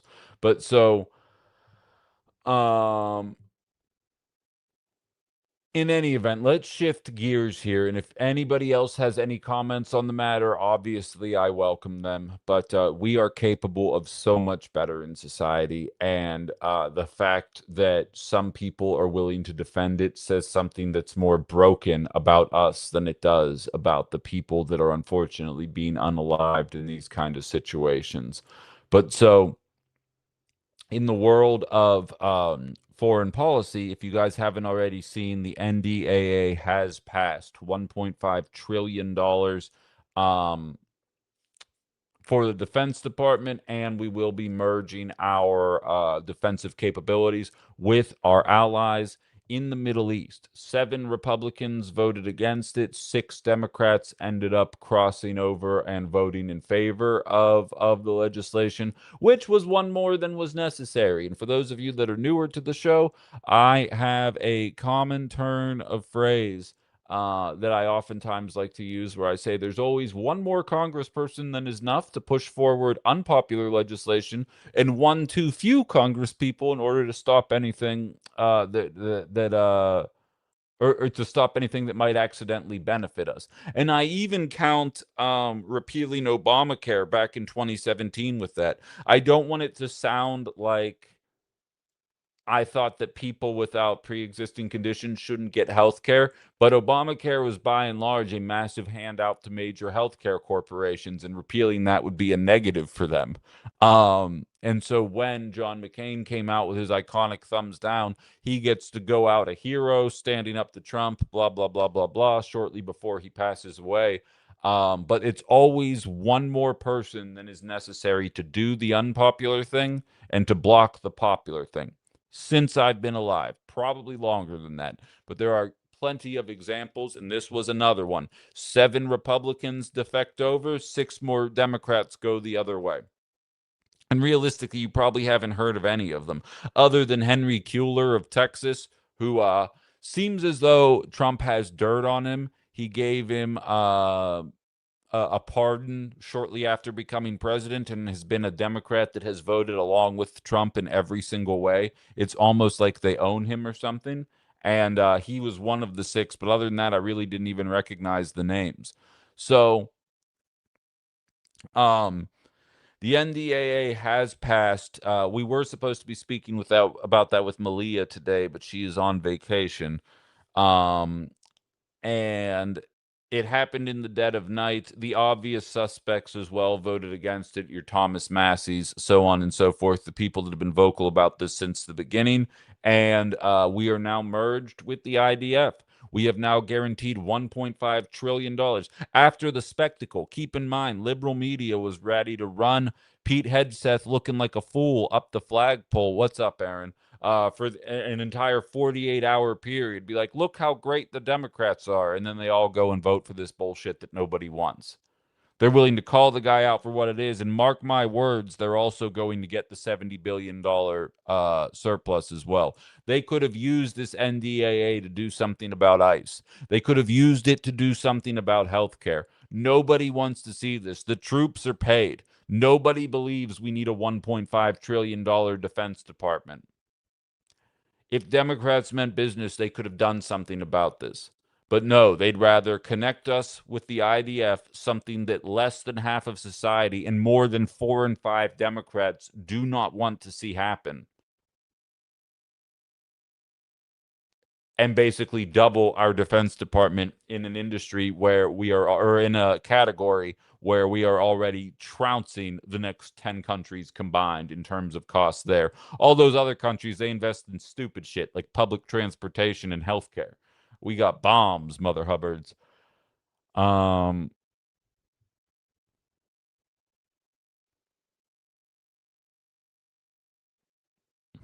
have a talent where if I don't set an alarm, I just keep sleeping, says Aaron. That must be nice. Metalanin says, again, capitalism is working as intended. I think you might be right. It's the Department of War now, LOL. Yeah. From the anti-war president, to remind you. But so that ends up passing. And then meanwhile, we had a questioner, actually, Aaron the intern, who will never retire, sent me a clip talking about Section 230, which we've talked about a handful of times on this show. It's already been enacted in a couple of European countries with just devastating results surrounding young people having access to social media, which is the guise. And then what actually happens is we have to punch all of our personal data into the internet to be able to use it. And then that data is funneled into Palantir and the IDF, who our Defense Department has now partnered with. And the first leg of Project 2029 for the Democratic Party is to get Section 230 passed. So in the middle of a housing epidemic, it was strange. I didn't understand why, and I slept in a little bit myself this morning. I didn't get up until about 6 or 6:30. And I was interested because I always do my rounds on the national networks, and I wanted to see if Madison had broken through the noise, and they hadn't. And MSNBC was doing wall-to-wall coverage, and it didn't make sense to me until I put 2 and 2 together that the NDAA had passed. They were doing wall-to-wall coverage about the economy for a young person in America today. They were doing it about housing and healthcare and groceries and all these things. And it was segment after segment after segment of, I'm not going to call it outside the box quality material. It still sucked. It wasn't like they were blaming corporate greed. They were blaming Trump for the situation, acting like before Trump, everything was fine. And I was like, why are they doing this today? They never do this. And I think it's twofold. AOC, if you haven't seen this, is officially pulling ahead of the entire Democratic field in terms of who would you want to be the presidential candidate for the Democratic Party. AOC is pulling ahead in New Hampshire. And I think that has been a wake-up call to liberals.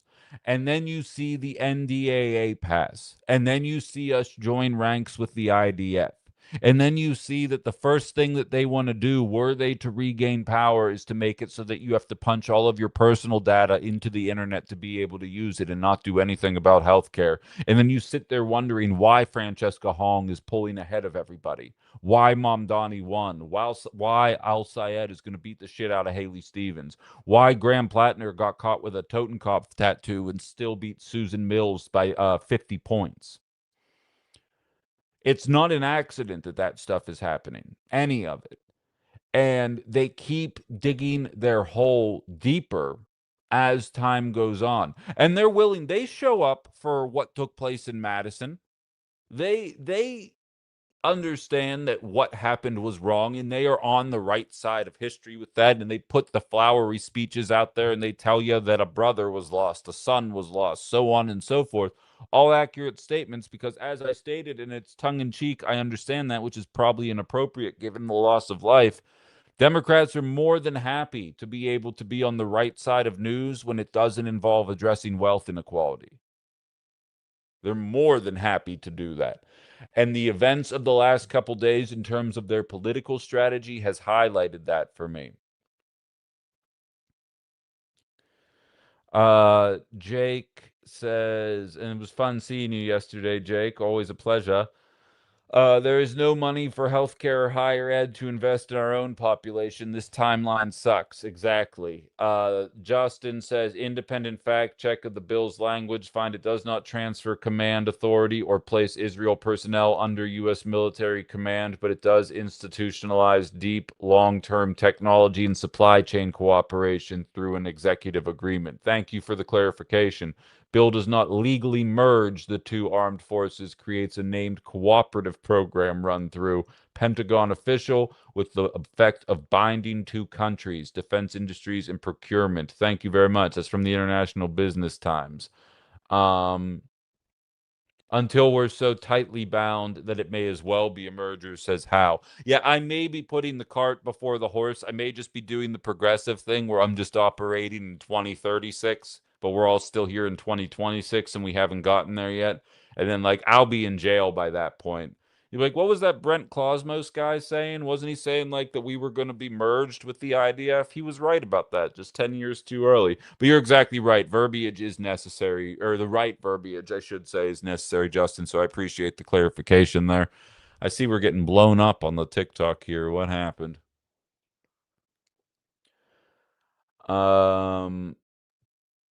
I'm so fumed about this. We have aligned ourselves with the big G maniacs. Yeah, I agree with that. And we have been. Honestly, I don't want to be hyperbolic. This is going to be one of those clips that's going to come back and haunt me if I ever run for office in 15 years. It sometimes feels like we're aligned with all of the worst countries. Like, I say this all the time about the movie Starship Troopers, that like people don't realize that it's a satire and that all the good guys in the movie are like very handsome and attractive and like they're very emblematic of America and like they're organized and then they're fighting giant bugs that look scary and they're creepy and they're foreign and you don't know what they're saying or thinking. And like you're supposed to watch that movie through a certain lens when you watch it. And I always mock the people that watch it as like a generic action movie and think you're just supposed to pull for the good guys and watch the bad guys lose. And like it gets much more complex than that when you watch it the right way. And then I look at society and I'm like, am I the fool here? Am I not realizing that, like, are we in the axis? Like, is it us? Because, like, every time the UN has a vote about making food a human right, everybody votes to do it except for America and our allies in the Middle East. And America has, like, an automatic veto. So, like, everybody else votes to do it, we veto it, and then we move on. Is that a matter of us just being shitty? Or is the world scene operating just like the national scene, where the Democrats say all the good things but never do them, and then the Republicans say all the bad things and then go do them? And I'm like, well, yeah, the liberals say the right things, but it's actually why I almost kind of like them less, is that they cosplay as the good guys. Like, at least the Republicans embrace being the bad guys. Like, does the world stage, do all of our NATO allies keep voting for food to be a guaranteed right to all of the human population just because they know America's going to vote no and that Israel's going to follow suit with us? And by the way, sometimes Ukraine does too. And it's just like, man, like, we could do it. Like, America does a lot of good things, by the way. Like, USAID is imperialist by nature, but it also did a lot of good things.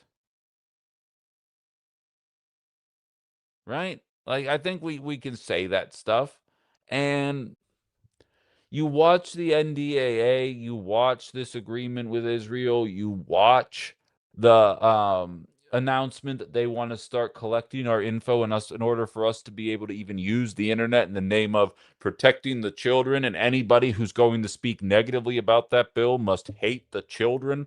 Like, how much longer? Sorry, I bumped the mic there. That wasn't even an intentional mic tap. But how much longer do we really have to deal with that kind of mindset?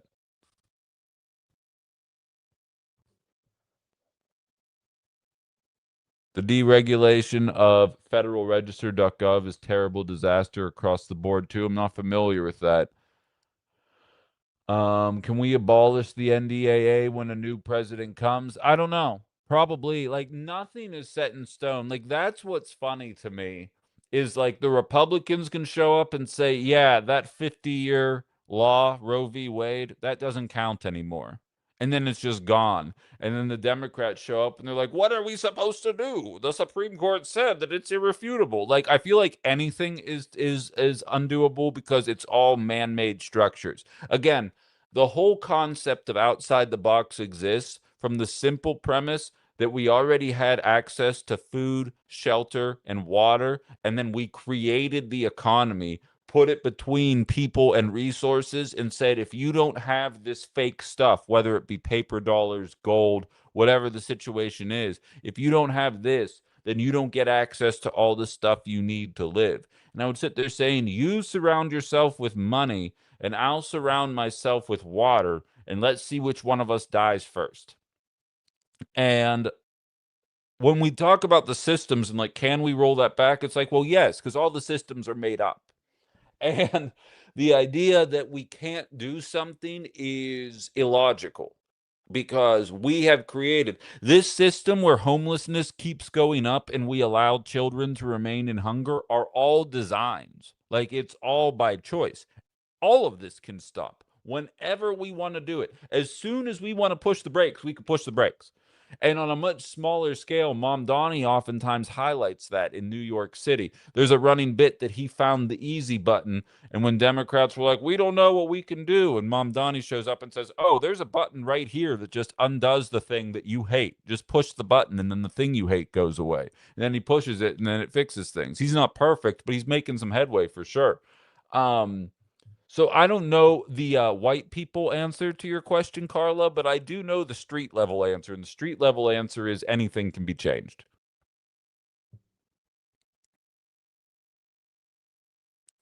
Dennis is actually asking right now if I'm talking about the NDAA. Yes, I did. Andy says the book Talking to Strangers, Malcolm Gladwell, is a good read that partially talks about the topic of how police interact with citizens and provide some insight as to how he thinks these situations come about. Would recommend. I appreciate that, Andy. Jody Ann Martin says, I was just up there this past weekend. Wait, up where? I don't even remember what I said. And Andy said, I'm pretty sure. Yes, yes. I appreciate that. Let's see. Isn't the U.S. Constitution supposed to be written every 19 years, according to Thomas Jefferson? I mean, that's one of those facts. And welcome to the party, Sensei. Always appreciate when you stop by. That's one of those things I talk about all the time. One of my common turns of phrase is the founding fathers couldn't even conceive of Oregon, let alone the internet. And so the idea that we're still operating off of a piece of paper that by and large hasn't been adjusted in any meaningful way for 250 years is probably a problem. And there's an entire political movement designed to pretend that what you know as fact and what I know as fact, that one of the founding fathers said you would rewrite this every 19 years because 20 years is a generation. And he said every generation has new challenges that the previous generation couldn't have anticipated, because they actually were intelligent guys. The Republican Party bases their entire idea on how could you possibly question what's going on with our Constitution, even though one of the people who wrote it explicitly stated that it should change every 19 years. The economy is the study of the scarcity. Absolutely. If the internet is taken away, I will need to fill my time doing other things. Yeah, right. Ben, I think you're right. It's easy for everyone else to vote yes, knowing it won't actually have to happen. Yeah, I think there's some, we watch it happen on a national level. Food is a human right is contrary to capitalism. Uh-oh, you're going to get us on a list. But I feel that, Sensei.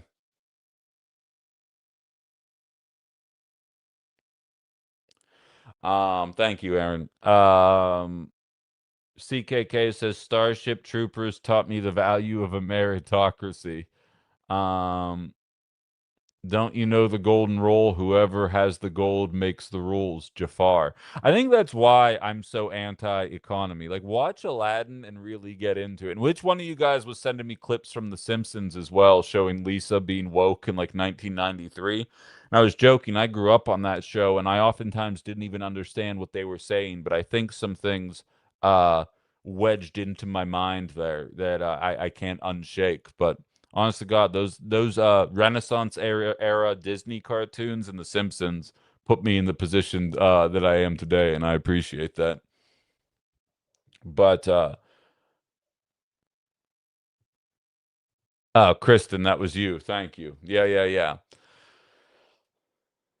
Yeah, I think both of you might have. Alex was doing it as well. Kristen sent me them on TikTok, though, and I've actually shared that clip. And she's like, Mom, I'm so happy you became a police officer, but don't you think cramming the poorest of our population into overcrowded prisons rather than addressing the systemic issues that lead to crime? Like, and she goes on and on and on.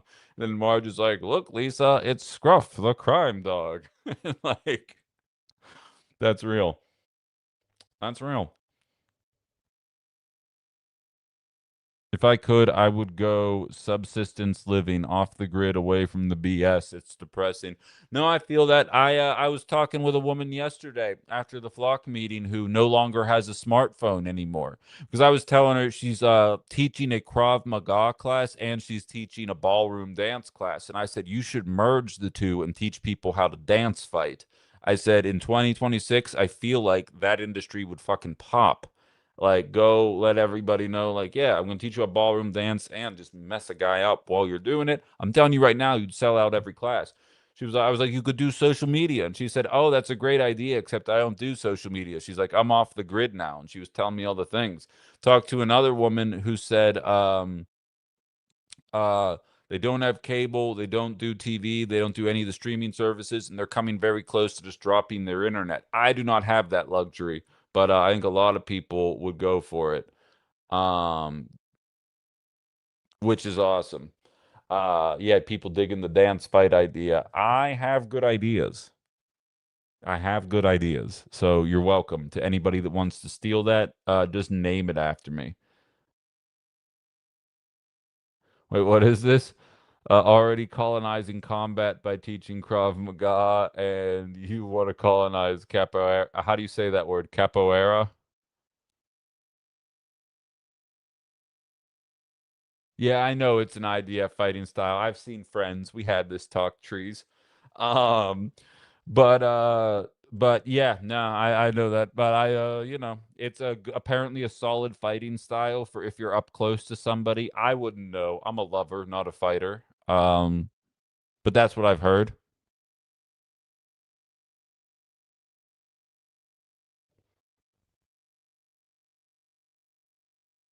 Oh, nice. Perfect pronunciation. It's going to be a good day. It's going to be a good day for Ben if I'm starting off that hot. Got a troll to block me on Twitter because I threatened Todd Pingle by telling people that he worked for the Bolt Company. And so he ended up blocking me and deleting a post where he called me a bunch of names. And I would hate if you guys all called the Bolt Company and let them know that Todd Pingle's an ass. That would be terrible. Um, I seem to remember that food was a human right both times Herbert Hoover saved Europe from starvation. Isn't that interesting? Um, right, but again, from that era, it wasn't socialism or communism. It was helping tough bootstrapping workers get out of a situation. But now that it's a request, it's a big issue, and just nobody can see well, not nobody. A lot of people can't see the irony in that reality for people. But so I get nervous about this kind of stuff, but I also do get excited. Allow me to leave you guys on a bit more of a positive note today, which I hate to do. Like, I hate to give you guys hope on your way out of outside the box on a Thursday morning. But the content on national networks today, and as I'm looking at it right now, Trump blames Cuba for the rise of democratic socialism. If you haven't seen the clips of him doing his stump speech, I don't even know where he was. I think Georgia. Yes, because he was calling John Ossoff, the centrist, a socialist because MAGA just doesn't know how words work.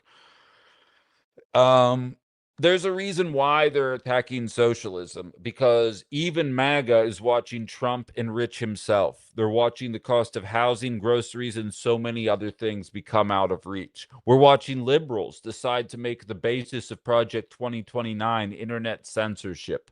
We're watching CEOs, as I mentioned yesterday, Google raked in $160 billion in profit and laid thousands of people off as a result of that profit that they had generated. They are watching these things happen. And while I think a lot of people probably don't identify as socialists, and I can't stress enough, I still have not seen a single candidate come out and actually call for workers seizing the means of production. I have seen people call out taxing wealthy people more. So, in terms of whether or not we even really have a growing trend of socialism in America, I would begin to question that. I'm not saying individuals haven't said it. I mean, in terms of elected officials, I think it's a very small percentage. I think you have a lot of people left of center saying we got to raise taxes on the wealthy and use that to fund society, not never ending war. But MAGA's feeling it. And more importantly, Blue MAGA is feeling it. If MSNBC is doing wall to wall coverage about the rise of socialism, it's because they need to acknowledge what is the Democratic Party if not their voters. People are trying to say if socialists don't like the Democratic Party, they should go and start their own party. Or they can just keep winning elections within the Democratic Party because the Democratic Party is whatever the voters want it to be. Jorge says, sorry, what's Blue MAGA? Blue MAGA are the people that understood that the economy sucked when Donald Trump was in office the first time, then blamed anybody struggling economically under Biden for being lazy or unwilling to work, and have now woken back up to the fact that the economy sucks. Unfortunately, Bidenomics was a very common refrain within the Democratic Party for 3.5 years. Then there was like a 3-week period where Kamala Harris actually ran on corporate greed and wealth inequality is what's holding the country back. Then some of the wealthiest people on the planet got involved in her campaign and said, why don't you talk about strengthening the border and how important a strong Israel is? And then she got her ass whooped in the election. So like Blue MAGA is a cult, but just in some ways they're just as dangerous as MAGA, but not in the other way. Not in a lot of ways. Like in a lot of ways, MAGA's obviously worse. But Blue MAGA just gets under my skin in ways that I understand why MAGA exists. I can say that. I love Bob's Burgers. Actually, Aaron, the intern, turned me on to Bob's Burgers, but I enjoy that show quite a bit. I haven't watched it in a while, though.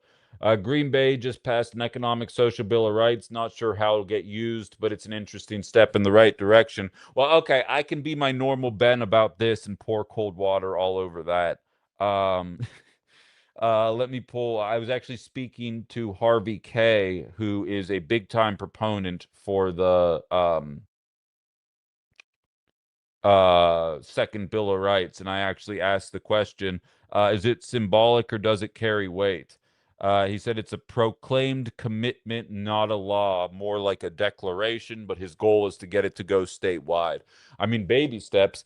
And if you look up, FDR was actually intending to pass a second Bill of Rights, an economic Bill of Rights, and then he passed away, and then it went to the wayside. And you can go ahead and look that up for yourself. Go look at what they were going to guarantee by law to every American citizen, and then no president has brought that up since. I wonder if that would be popular policy in 2026. No way to know for certain. Go ahead and look at, actually, you know what? I screenshotted it. I can just read it to you guys. I'm not even going to make you go through. I'm not going to send you away from my channel or give you homework. I'm just going to inform you guys because that's why you're here, right? We're all here to be informed. So let me sorry, I was screenshotting a lot of my attacks with Todd Pingle, who works at the Bolt Company, who was talking shit. So I got to scroll through those. Okay. The right to clean drinking water, the right to a job with a living wage, the right to a quality public education, the right to quality, accessible health infrastructure and affordable health care, the right to safe quality housing through either affordable rentals or owned homes, the right to clean and pollution-free environment, a sustained public infrastructure, and affordable, reliable, clean energy with maximum mitigation against the impact of human-induced climate change. This all sounds like shit. The right to safe, affordable, quality transportation, including roads, public transit, bicycle, and pedestrian pathways. I was joking. It doesn't sound like shit. The right to worker voice. The right to worker voice in the workplace, including union and collective bargaining. Go start a union. The right to recreation through the public parks, arts, and other forms of civic engagement. And the right and ability to participate in free and fair elections.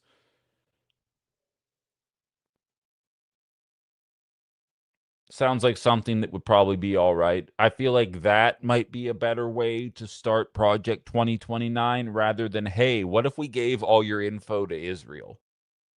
Vote for us. Otherwise, JD Vance is going to make your life a living hell.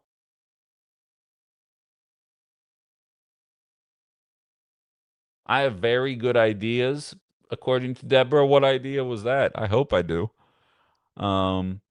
Sounds like shit to the 1%. It sounds like freedom to the working class, says Sensei. Exactly. Aaron's over here calling me Saint Benjamin. I will accept that. You guys know that picture? You know the picture I'm doing right now? I'm not going to say who it is because I feel like that would enrage some people. 11 demands for real democracy. Oh, average people do not want to tax the rich because they earned it and do not want more tax. I think that's foolish. I think that's a foolish sentiment overall. Lorelei says it was popular post-depression as we keep devolving as a society that will become more palatable for all. I think we are headed towards another crash in 2029. I have a feeling on the 100-year anniversary, we're going to have another depression.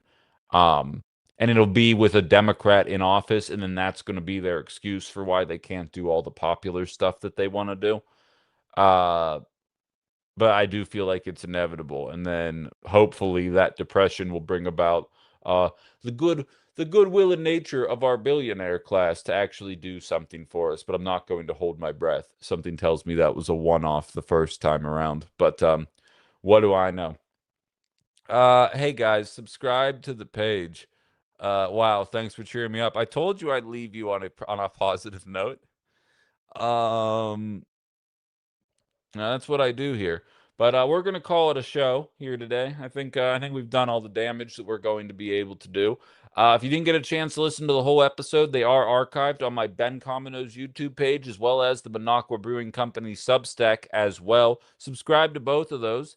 There's a paid subscription for Minocqua as well. Soon enough, my YouTube will have paid subscription for anybody that wants to help. Thank you very much for the gifts, Jorge. I always appreciate when you stop on by.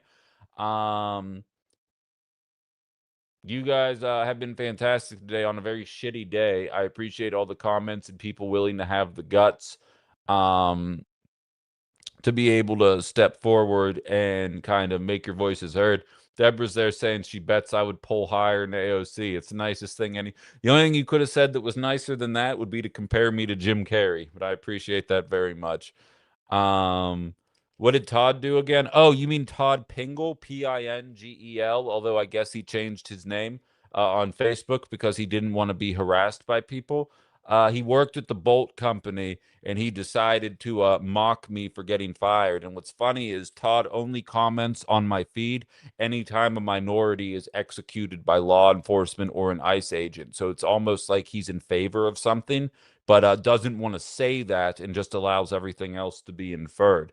And what's funny is he attacks me, he calls me a has-been and says that I wasn't good enough to make it. And then, like, I have my ratings in my bedroom. I might just hold them up. I might make them a decoration and I'll highlight where I was on the ratings for the people that want to be asses. But that's just me. So subscribe to my YouTube page. Subscribe. It's free. You just have to click a button and it helps me out. Once I get to 1,000, I can monetize ads in the replays of the shows, and that will help me out tremendously. So we got to get to 1,000. We got to get to 1,000,000, but baby steps. Let's get to 1,000 right now. So anybody who hasn't already subscribed to the YouTube page, please jump on board and do that. We've got a Ben After Dark tonight. I don't know what it's going to be about. We're going to allow the events of the day to happen, and we'll jump into it from there. A little bit more laid back than the morning show is. Much more interactive, and a little more downtime allows me to kind of recalibrate a little bit. Project my ratings onto the side of Todd's house. Well, CKK did give me his address. So Ethan, water and environment are protections guaranteed to tribal bands through treaty rights, ironically. So we have 2 sets of rights for clean water and environment. That's very interesting. Why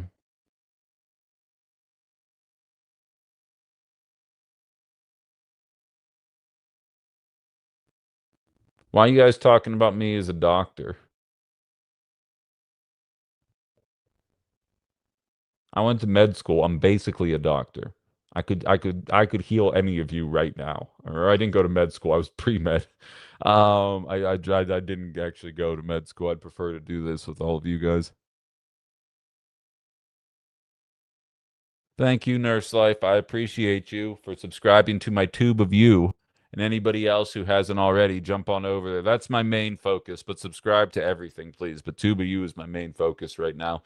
But shitty day today. Don't keep up the good fight. Don't let them get you down. We're gonna make this happen. One day at a time. Look at the flock camera conversation and tell me, Ben Cominos, Jorge. Just search my name. The channel will pop up. It's the same as my profile picture on the TikTok. I appreciate you very much. Look at what happened with flock cameras. Good things are happening with flock cameras because society got involved. And the same thing can happen here with what took place in Madison. So please remember that. I'm going to call it a day. I'll talk to some of you at 7 p.m. I'll talk to the rest of you at 9 a.m. tomorrow morning. Have a lovely rest of your day.